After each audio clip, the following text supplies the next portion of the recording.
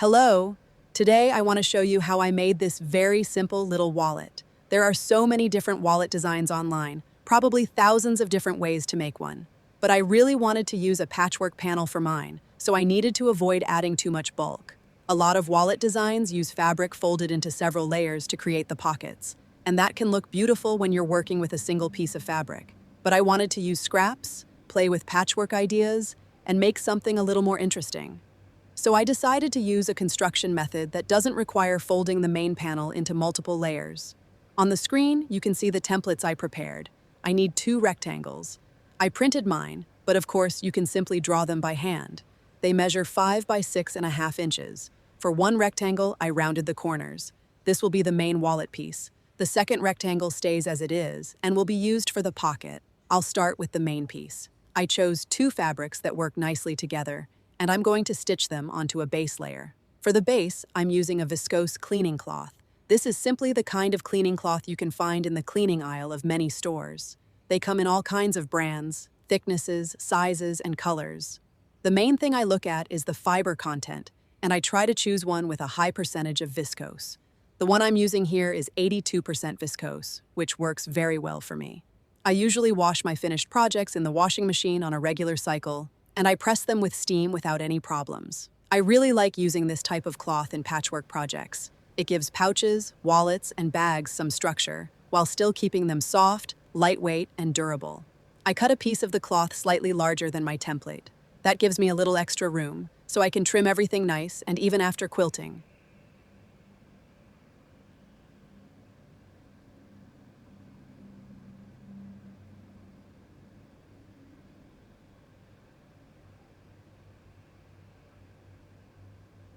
I also add fusible interfacing to the viscose cloth. I press it well with an iron to fuse the 2 layers together. This makes the base softer to work with and gives it a little more strength and stability.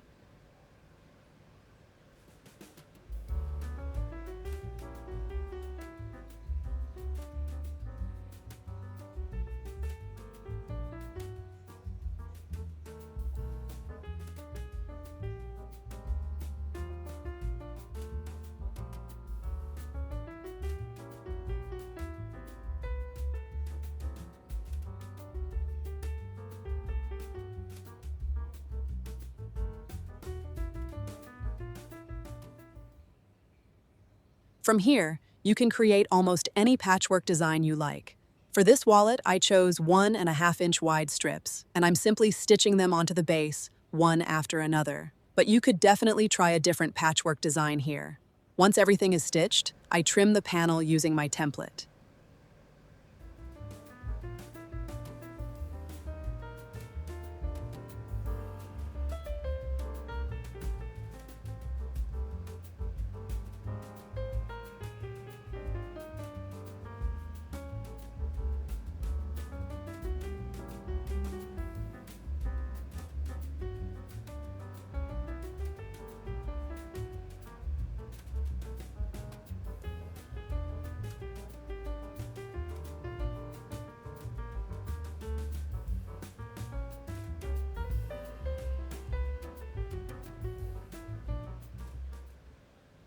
And now, you can already get a good idea of what the finished wallet will look like.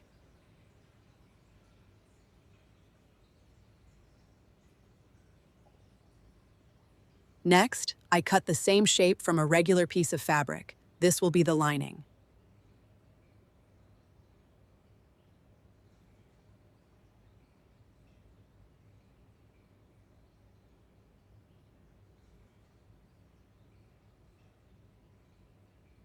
Now I can move on to the pocket piece. I'm making the pocket from a piece of old denim, so I cut the piece, fold it in half, and press it. Denim is already quite sturdy. But if you're making the pocket from regular quilting cotton, you could add fusible interfacing to help it hold its shape a little better.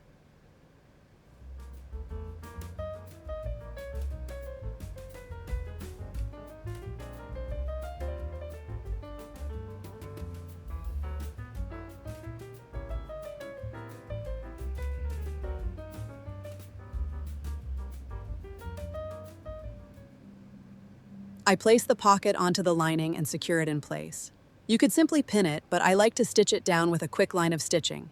It just makes it easier for me when I start putting all the layers together.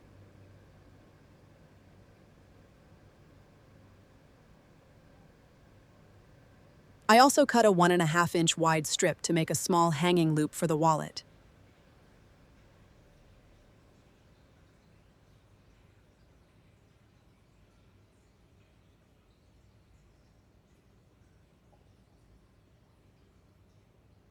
Then I place the two main pieces right sides together. I sew around the edges, leaving an opening for turning.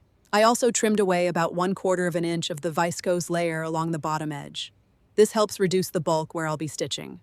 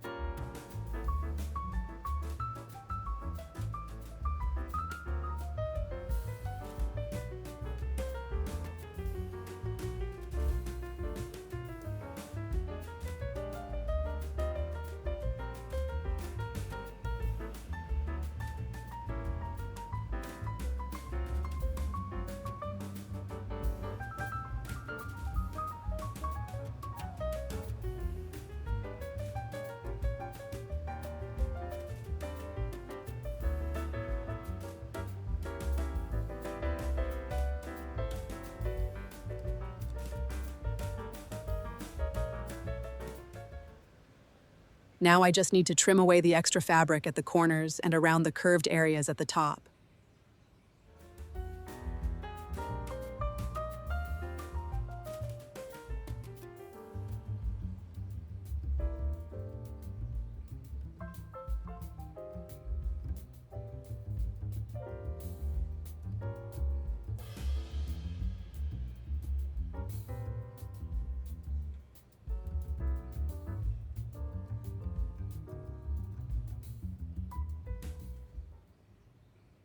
Then I turn the wallet right side out and close the opening. Before I go to the ironing board, I take a little time to shape everything with my fingers. I smooth out the seams, make sure all the edges are sitting nicely, and trim away any loose denim threads. Only then do I give the wallet a good press.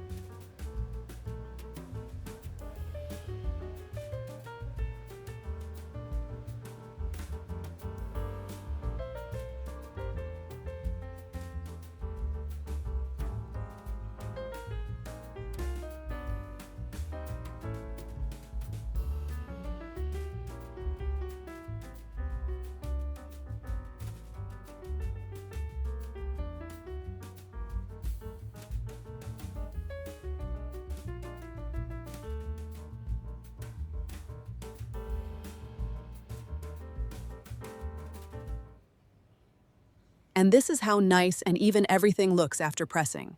At this point, you could top stitch around the wallet with the sewing machine, but I decided to close the opening by hand with a ladder stitch instead.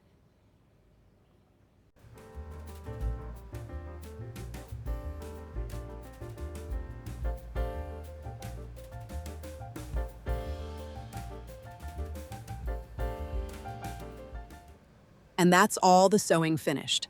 I'll add a plastic snap, and then the wallet will be ready to use.